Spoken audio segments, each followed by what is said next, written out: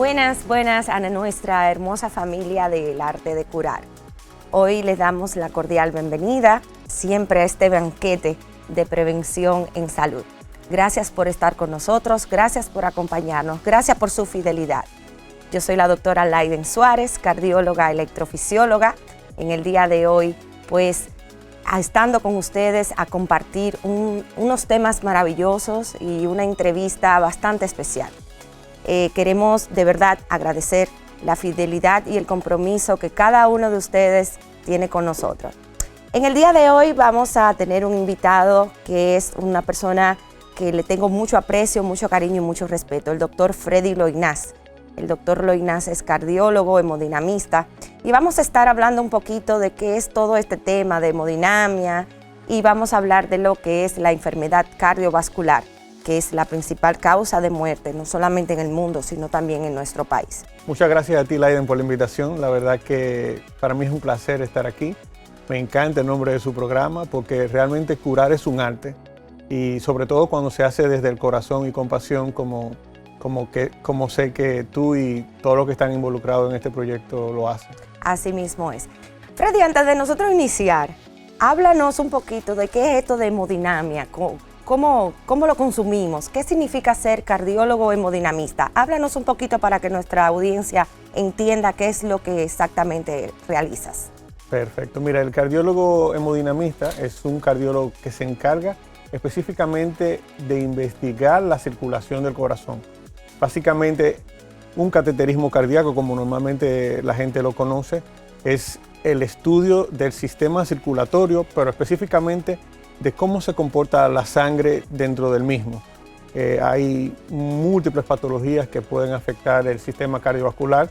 Una de las más relevantes es la enfermedad aterosclerótica, que con el tiempo puede provocar que la circulación del corazón se obstruya y esto pues generar sobre todo problemas funcionales, de que el individuo no pueda hacer sus esfuerzos de manera cotidiana porque le limita su capacidad física. Pueden aparecer sobre todo molestias en el pecho, falta de aire, sobre todo en el escenario, digamos, estable de la enfermedad. Vamos a hablar un poquito más adelante acerca de eso porque es sumamente importante aprender a identificar esos síntomas que nos van a llevar a buscar ayuda cardiovascular. Pero, ¿por qué te llamó tanto la atención esta área de la cardiología de manera particular? Mira, siempre he sido muy curioso, me encanta todo lo que tenga que ver con técnicas, con todo lo que tenga que ver con realización de procedimientos. Es algo que noté desde el principio de mi formación como médico, que se me daba bastante bien y poco a poco, pues a medida que fui pasando por las distintas áreas de la medicina interna, cardiología, pues fui intentando acercarme a la realización de estos procedimientos que podían marcar la diferencia entre una atención promedio entre una atención promedio o una atención pues recibiendo todo lo mejor que el paciente pudiera recibir. Además de hacer los procedimientos, también das consultas, ¿no? Sí, porque el hemodinamista tiene que tener un acercamiento con los pacientes en el área de la consulta. Y esto es sumamente importante porque cuando nosotros, los que trabajamos en intervención, a veces las personas piensan que solamente estamos en el quirófano, lo más importante es la evaluación a tiempo. ¿Cuándo es que un paciente debe de ir a una consulta de un hemodinamista? Perfecto. Antes de darte esa respuesta, quisiera mencionar que el cardiólogo intervencionista generalmente es médico internista, es cardiólogo y luego hace la formación en cardiología intervencionista.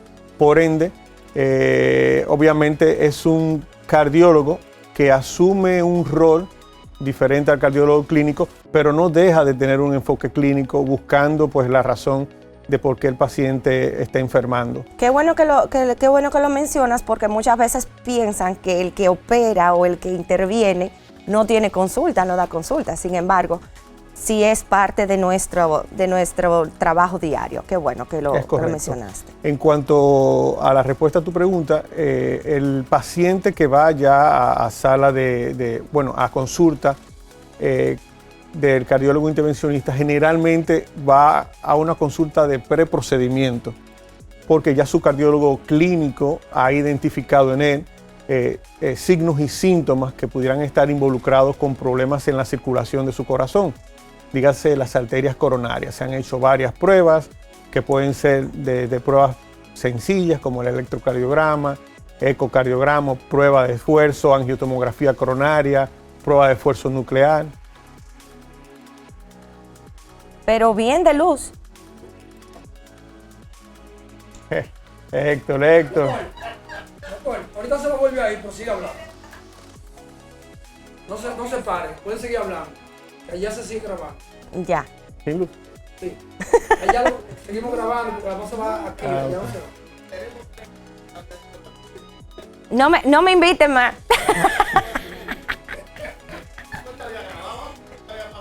¿Verdad que sí? Eso es lo INAH que trajo ese maco para acá. Bueno, yo creo que puedo empezar desde las pruebas. Sí. Yo creo que puedo iniciar desde las pruebas. Entonces ellos se van a parar de hablar o no van a parar. Puede seguir hablando. Viene. Dame ya. Desde las pruebas. Ahí, míralo ahí. Las distintas pruebas que pueden hacer que el paciente acuda a la consulta preprocedimiento, pues generalmente pueden ir desde la mera clínica del paciente o pruebas cardiovasculares sencillas como el electrocardiograma, pero dependiendo del nivel de riesgo del paciente y sus síntomas, en muchas ocasiones, pues poco a poco se van escalando niveles y se puede realizar ecocardiograma, prueba de esfuerzo, angiotomografía coronaria, inclusive prueba de esfuerzo nuclear, y todo obviamente enfocado a detectar enfermedad en las arterias del corazón, que serían la principal causa de infartos y de deterioro del corazón secundario a cardiopatía isquémica, que es una de las principales problemáticas de la enfermedad aterosclerótica. Freddy, mira, en estos últimos meses, en estos últimos tiempos, hemos oído demasiada bulla con muertes que se le llaman infartos en personas jóvenes. Háblame un poquito del desarrollo de la enfermedad cardiovascular en personas jóvenes. Normalmente uno acostumbraba a escuchar que los infartos eran en los abuelos, en las personas sumamente mayores, pero ahora como que estamos viendo una aceleración en este tipo de enfermedad. Tú como hemodinamista, que haces cateterismos, que ves realmente todo lo que está pasando, háblame un poquito del impacto que tiene la enfermedad cardiovascular en las personas jóvenes. Tu pregunta es muy profunda realmente, porque es importante aprender a describir lo que es el escenario en el que ocurre el evento de la muerte de una persona y si este está vinculado o no con dolor de pecho. Existen múltiples razones que pueden explicar por qué duele el pecho antes de un evento y dependiendo de la edad de la persona se sospecha una causa u otra. Claro, eso no deja exenta a la persona joven, en este caso que no se piensa en que hay problemas de la circulación, en tener un evento relacionado a la circulación del corazón, aunque la mayoría de causas de muerte repentina en personas, sobre todo por debajo de 30 años, están vinculadas a arritmias cardíacas. Y muchas veces las arritmias se presentan en el contexto la muerte por arritmia se presenta en el contexto de un dolor de pecho. Pero para no invadir el tema de la muerte súbita relacionado al dolor de pecho y como causa de muerte en pacientes jóvenes y enfocarnos en lo que en hacia donde se va tu pregunta, que es en resaltar la presencia de eventos cardiovasculares como el infarto agudo de miocardio en pacientes jóvenes, la respuesta es sí. En la actualidad se están presentando cada vez más frecuentes eventos de este tipo, de infarto agudo de miocardio en personas jóvenes, y esto puede estar explicado por múltiples razones. Realmente lo primero es que hoy somos más sedentarios que nunca, estamos expuestos a factores de riesgos para el desarrollo de enfermedad de una manera mucho más precoz, pero al mismo tiempo también factores mucho más potentes, porque hemos dejado de lado algunos hábitos que eran perjudiciales, pero sin embargo hemos adoptado otros que tienen un nivel de potencia pues Sí. muchísimo mayor. Y creo que eso lo podemos ver de manera diaria, y la juventud piensa que nada le va a pasar, nada le va a ocurrir, y siempre hemos dicho que al médico se debe de ir cuando no se siente nada, para buscar Claro. realmente el cálculo de factores de riesgo cardiovasculares. Muy bien. Yo creo que este programa va a ser una llamada de atención, no solamente a nuestra población joven, sino, por ejemplo, a los padres. ¿Por qué? Porque los niños ahora son más obesos, son más sedentarios, como tú dijiste, y deben de ser evaluados de manera oportuna para evitar el desarrollo de enfermedad cardiovascular bien temprano. Yo creo que una de las cosas más impactantes que podemos ver es cuando tenemos en la mesa de cirugía, por ejemplo, en el caso tuyo, cuando tú tienes un paciente de 30, 35 años que tú tienes que hacerle un cateterismo, y muchas veces ese cateterismo viene premiado, como decimos. Así es. Entonces, de manera que ha sido bastante importante que recordemos que la juventud no significa que no tenemos enfermedad. Importante resaltar es que, aparte de que no se piensa tanto en el paciente joven la posibilidad de un evento cardiovascular como un infarto, también el mismo suele tener consecuencias mucho más importantes. No solamente en la tasa de muerte que puede tener el paciente, la probabilidad de muerte, sino también en las complicaciones que quedan añadidas a este paciente, porque no olvidemos que el que tiene el chance de sobrevivir a un infarto generalmente queda con una secuela muy importante, y mientras más temprano tuviste el evento, eso significa que mucho más temprano vas a tener que lidiar con una limitación física secundaria a este evento.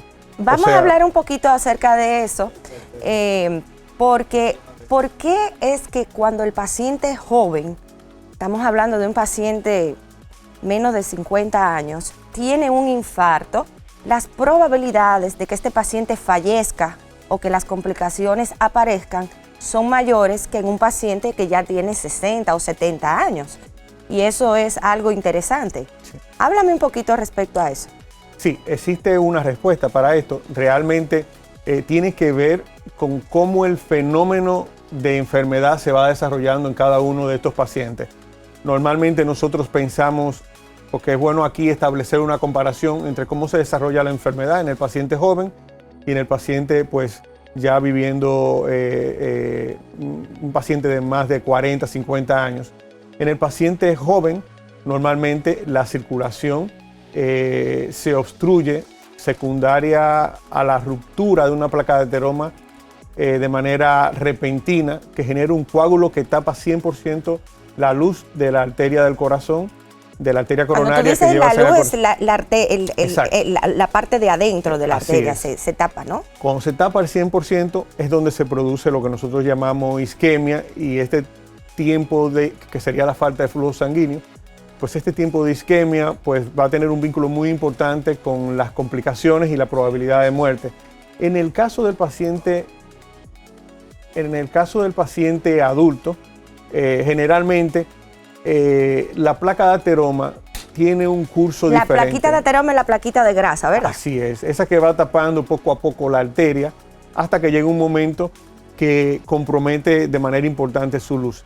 Este desarrollo lento y progresivo o este crecimiento lento y progresivo de esta placa de ateroma va dando chance a que el cuerpo de alguna manera empiece a equilibrar un poco la circulación, y es como un río cuando lo represas. Si el río está represado, cuando el río crece mucho, pues se genera un canalito por donde el agua eventualmente encuentra su cauce. Freddy, tenemos que ir a una pausa. Definitivamente vamos a continuar, vamos a retomar esta idea que tienes, porque es sumamente importante aprender a reconocer estos síntomas que va dando la enfermedad a medida que progresa. Les invitamos a que permanezcan ahí sentaditos, venimos en breve y seguimos hablando con el doctor Freddy Loynaz acerca de enfermedad arterial coronaria y cateterismo cardíaco.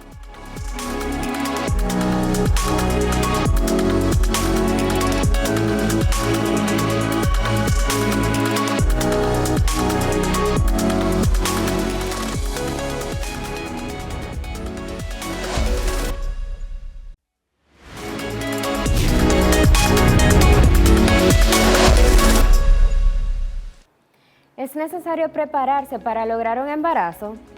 Un embarazo saludable se logra mucho antes de una prueba positiva de embarazo.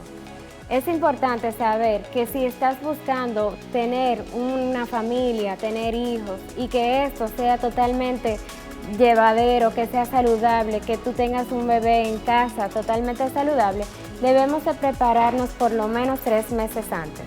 Es importante ingerir algunas vitaminas como es el ácido fólico en una concentración de 400 microgramos diarios. Iniciar preferiblemente 3 meses antes y esto va a prevenir algunos problemas del tubo neural en este bebé. Además, es importante mantener una dieta saludable y equilibrada. También conocer tu peso, mantener un índice de masa corporal adecuado. Además, tener algunas actividades físicas que te van a ayudar en todo el funcionamiento de tu cuerpo. Así sea, inscribirte en un gimnasio o simplemente hacer caminatas diarias, que no solamente va a ayudar a tu cuerpo, sino también a tu cabeza. También existe mucho lo que es la presión psicológica de que, bueno, tengo que lograr el embarazo, pero tiene que ser ya. No, simplemente relájate, tu cuerpo tiene funcionamientos que van a lograr de manera espontánea este embarazo y de la manera más saludable. Ya luego, si no logras realizarlo por lo menos en un año, también existen ayudas para lograrlo. Así que no pongas presión de más en tu vida porque siempre van a haber alternativas. También es importante valorar lo que es la salud de tu pareja, no solamente de ti como mujer, sino también el hombre, cómo está él, cómo se está alimentando, cómo es su actividad física.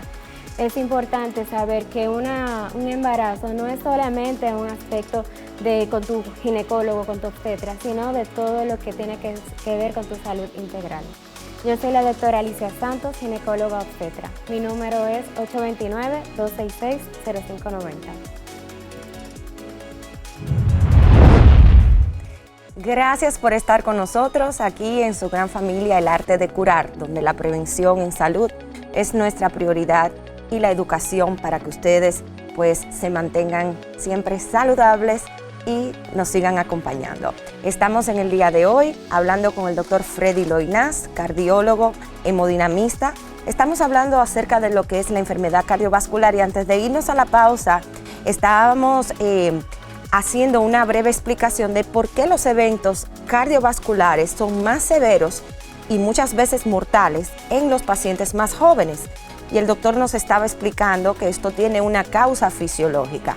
Vamos a retomar esa partecita, Doc, para que nuestro público recuerde que a pesar de que somos jóvenes, no estamos exentos de eventos cardiovasculares.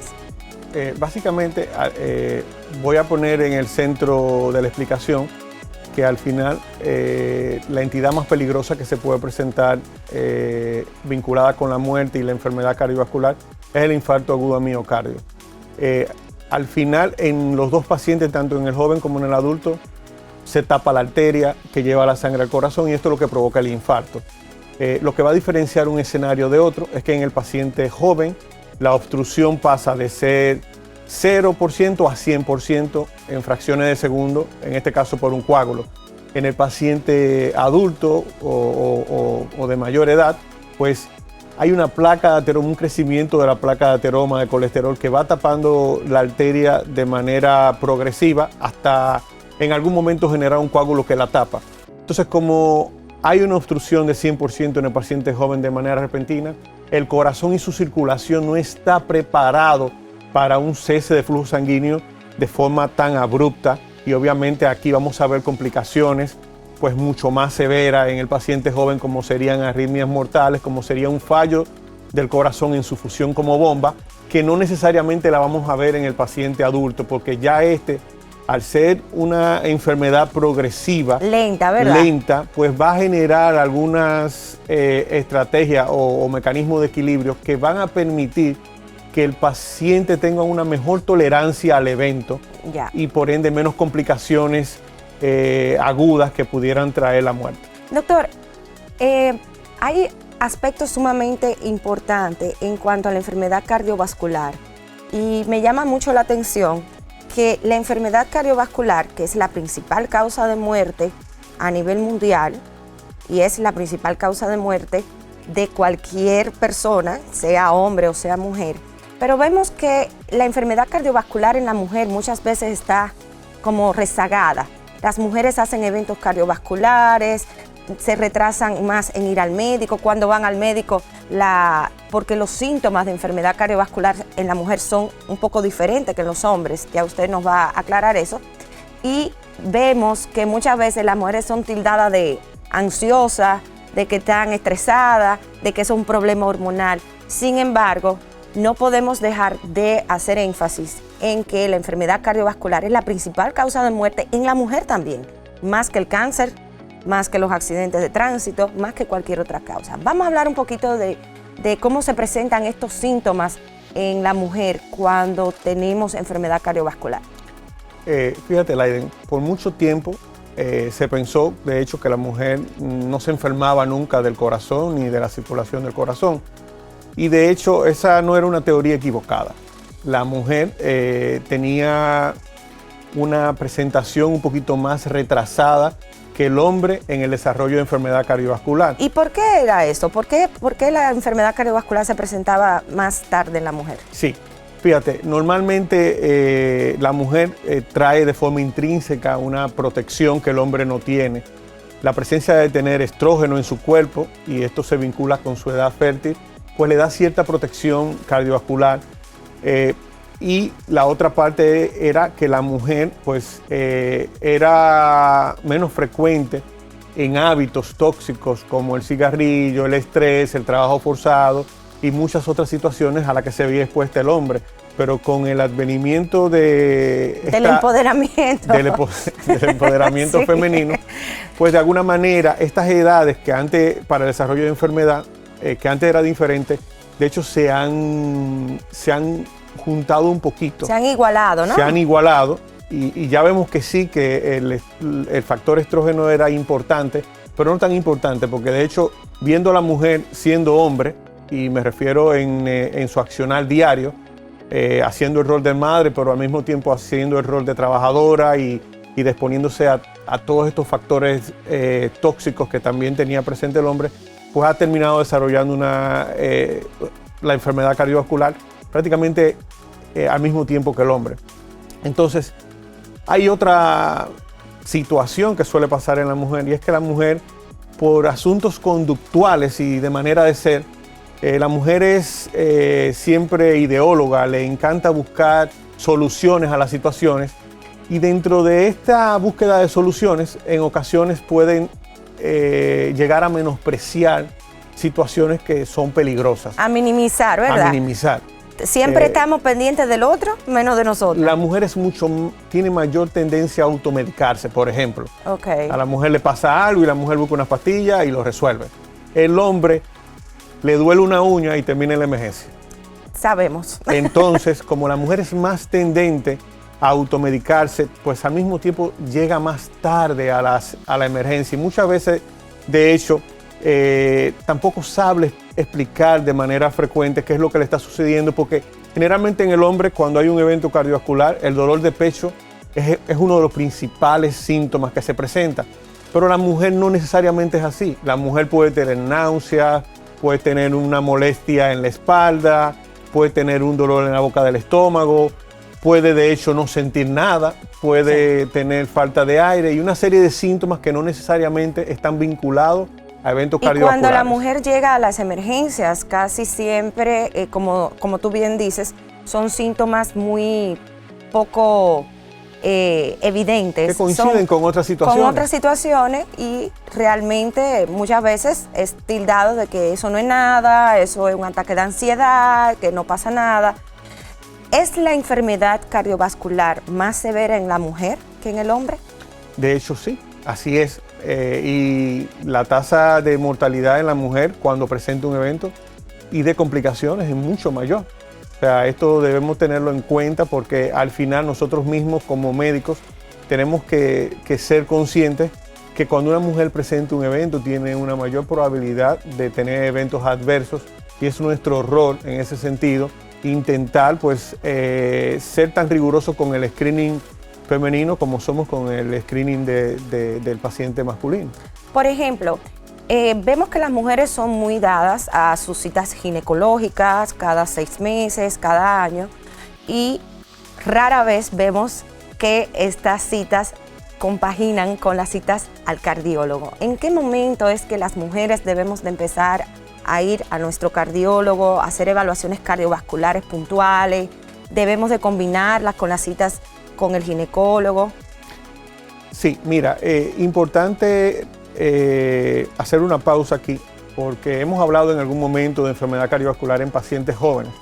Y es bueno resaltar que cuando la enfermedad cardiovascular se presenta en pacientes jóvenes, dentro de esa misma familia y la herencia o los vástagos que esa persona tenga, eventualmente también van a tener un mayor riesgo de enfermedad cardiovascular. Entonces, las personas jóvenes que tengan eventos cardiovasculares, toda su descendencia y todo su entorno debe buscar ayuda pues muchísimo más frecuente. Y cuando digo más frecuente me refiero a edades menores de 30 años. En el caso... Freddy, te voy a interrumpir porque debemos de ir de nuevo a otra pausa, pero tranquilo que vamos a retomar este tema de nuevo. ¿En qué momento la mujer debe de ir al cardiólogo?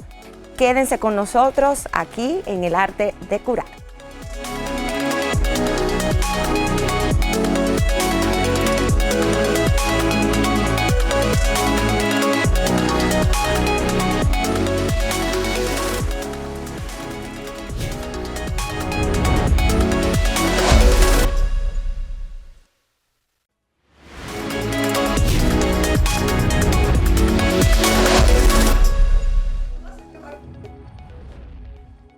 Gracias por permanecer con nosotros aquí en la gran familia del Arte de Curar. En el día de hoy estamos hablando con el doctor Freddy Loynaz, cardiólogo, hemodinamista, y estábamos hablando antes de la pausa acerca del impacto de la enfermedad cardiovascular en la mujer. Y estábamos hablando, Freddy, de que en qué momento la mujer debe de ir a hacerse una evaluación cardiovascular. Somos muy fieles a nuestras evaluaciones ginecológicas, que está muy bien, muy adecuado, pero no debemos de olvidar que debemos de tener una consulta con el cardiólogo, realmente para cálculo de riesgo. Sobre todo estabas hablando si hay historia familiar de enfermedad cardiovascular. Vamos a retomar un poquito esa parte que la pusimos en pausa para cuando fuimos a nuestro bloque de anuncios.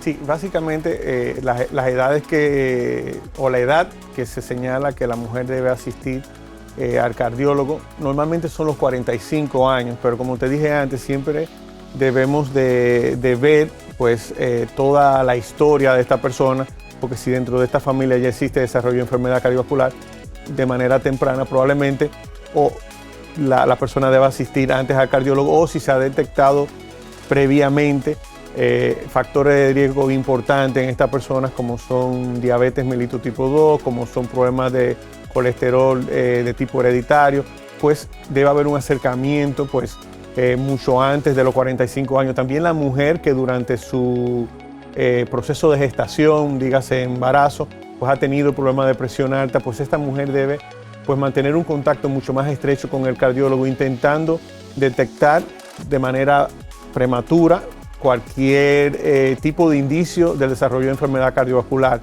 Importante resaltar que la edad de 45 años está vinculada al desarrollo de lo que las personas conocen como el climaterio o el inicio de la menopausia. Sí.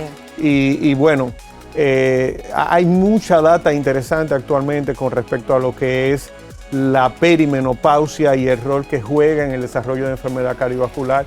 Y hoy en día sabemos que de hecho si hay que existen terapias que pueden ayudar a balancear mejor la transición hacia la menopausia de la mujer y disminuir de manera importante todo lo que es el desarrollo de eventos cardiovasculares. Es bastante interesante porque en la práctica clínica yo también soy muy insistente con que las mujeres en edad fértil que están buscando quedar embarazadas, también es sumamente importante la evaluación cardiovascular antes del embarazo, porque sabemos que el embarazo no solamente puede dar pie a que aparezcan enfermedades cardiovasculares, sino complicaciones de condiciones cardiovasculares que a lo mejor la mujer no sabía que tenía. Por ejemplo, en un país como el de nosotros, donde todavía lamentablemente tenemos pacientes que tienen afectación de las válvulas del corazón por enfermedad reumática. Si usted queda embarazada y usted no sabía que tenía una afectación de una válvula, pues el embarazo puede comprometer la salud cardiovascular. Es correcto. Las mujeres con ovarios poliquísticos, que también es un factor de riesgo para la aparición de enfermedad cardiovascular temprana. De manera que estoy contigo, o sea, yo mientras más temprano vayan, mejor, porque así sabemos qué tenemos que hacer.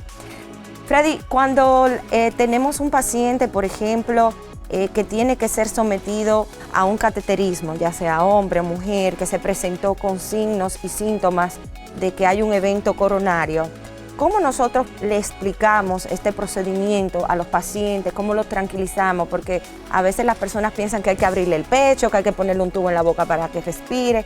¿Cómo es que se realiza el cateterismo cardíaco? Háblanos un poquito acerca de eso. Mire, el cateterismo cardíaco, que empezó siendo en sus inicios como una técnica meramente diagnóstica, pues ha avanzado mucho, y dentro de esta evolución y reinvención, pues hoy es un procedimiento bastante sencillo, aunque no deja de ser mínimamente riesgoso. Es un procedimiento que lo categorizamos como mínimamente invasivo y lo hacemos normalmente a través de dos vías. O lo hacemos a través del brazo o lo hacemos a través de la ingle. La idea es, a través de una de las arterias del cuerpo, ya sea la femoral o la radial o inclusive la cubital, llevar un tubito muy finito llamado catéter hasta la circulación del corazón. Una vez aquí, nosotros vamos a poder hacer la inyección de medio de contraste y, mediante el uso de rayos X, pues, obtener imágenes nítidas de cómo está la circulación del corazón, si tiene algún grado de obstrucción importante que pueda ser responsable de los síntomas que el paciente está presentando. Y una de las grandes ventajas que tiene el cateterismo es que no solamente es un procedimiento diagnóstico, sino que también puede ser una herramienta terapéutica y puede brindar la solución al problema que el paciente tiene. Si nosotros encontramos alguna obstrucción importante dentro de la circulación, por la misma vía donde introducimos el primer tubito, por ahí podemos introducir materiales hasta el lugar de la obstrucción, removerla y luego en esa área dejar implantada una prótesis vascular que se llama stent. Una mallita, como dicen los pacientes. La famosa mallita. La famosa mallita. Dice, no, yo tengo una mallita en el corazón. Bueno, pues esa mallita tiene una función. Y la función del stent es evitar que en el fenómeno normal de cicatrización que existe luego de quitar una obstrucción en la circulación del corazón, la arteria no se vuelva a tapar. Ok.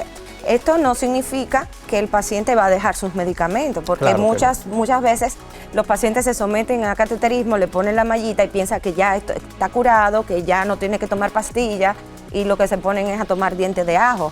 Entonces, explícanos la importancia de mantener un tratamiento adecuado después del implante de esta mallita o stent.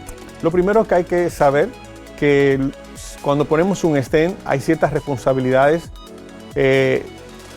monumentales que se adquieren, y esto tiene que ver con el cuidado del stent, sobre todo desde el punto de vista de evitar que se forme un coágulo dentro del stent.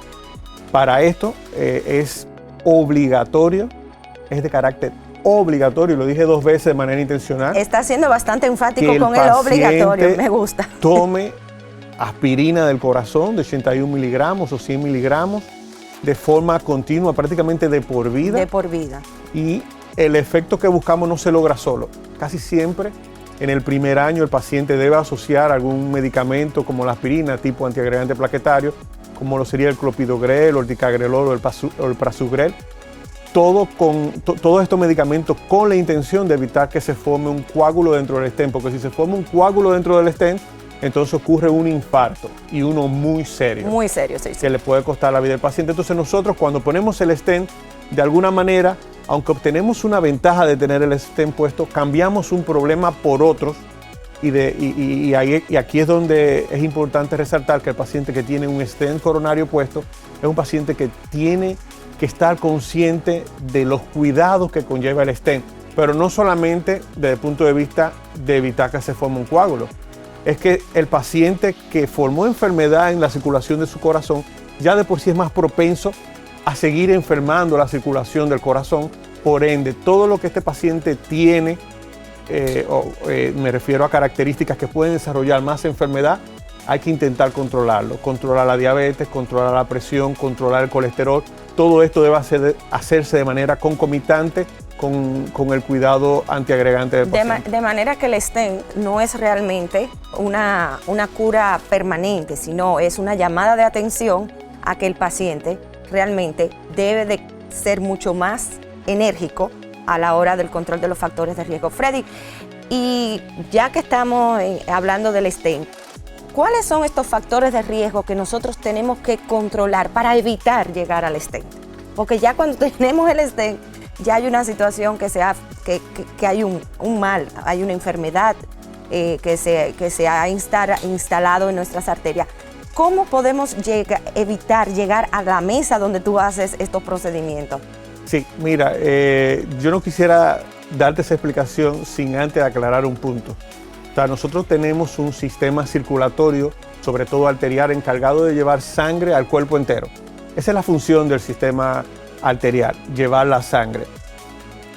¿La sangre para qué? Porque tiene nutrientes, porque tiene oxígeno y todos los órganos del cuerpo necesitan recibir sangre para poder funcionar adecuadamente.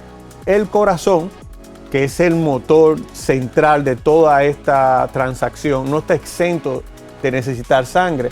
Y de hecho, las primeras tuberías, las primeras arterias que se generan del sistema circulatorio van hacia él mismo, que son las arterias coronarias. Entonces, ¿cómo se enferma la circulación? Con la presión alta, con el colesterol alto, con la diabetes, fumando.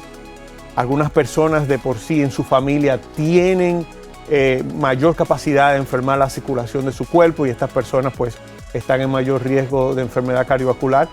Y al final, todo esto que he mencionado son factores de riesgo para que el sistema circulatorio se enferme. También lo es el género masculino, también lo es la edad. Mientras más años tenemos, más probabilidad de enfermar nuestro sistema cardiovascular.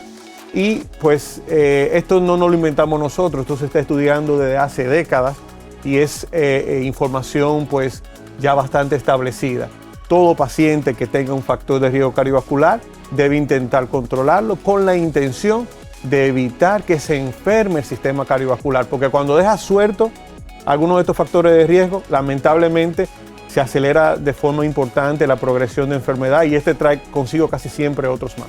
Por lo tanto, yo creo que es de suma importancia la evaluación oportuna, Claro. conocer si tenemos factores de riesgo cardiovasculares, porque muchas veces andamos por la vida, no nos sentimos nada y no sabemos si tenemos la presión alta, el colesterol alto, el azúcar alta, y entonces, oh sorpresa, terminamos en una mesa con el doctor Loynaz haciéndonos Qué un importante, cateterismo. Laiden, que tú menciones eso. Mira, uno de nuestros roles más complicados como cardiólogo muchas veces es convencer a la persona de que tiene un padecimiento que no puede ver. Pero una de las afirmaciones que me gustaría a mí hacer aquí como cardiólogo intervencionista, que al final me toca lidiar con haber obviado todos estos factores de riesgo y recibir el paciente con el infarto, es decirle a ustedes, sí, la enfermedad cardiovascular existe y es muy peligrosa. Y tal como menciona Laiden en las estadísticas, es la causa número 1 de muerte y no debe obviarse. Ok, bien, ya estamos llegando al final de nuestra reunión del día de hoy en el arte de curar. Freddy, para aquellos pacientes que quieran contactarte, que quieran consultarte, no solamente como hemodinamista, porque se van a hacer un procedimiento, pero como cardiólogo para una evaluación, ¿dónde estás ubicado? Y danos los teléfonos, por favor, para que nosotros pues lo pongamos a nuestro público ahí en pantalla.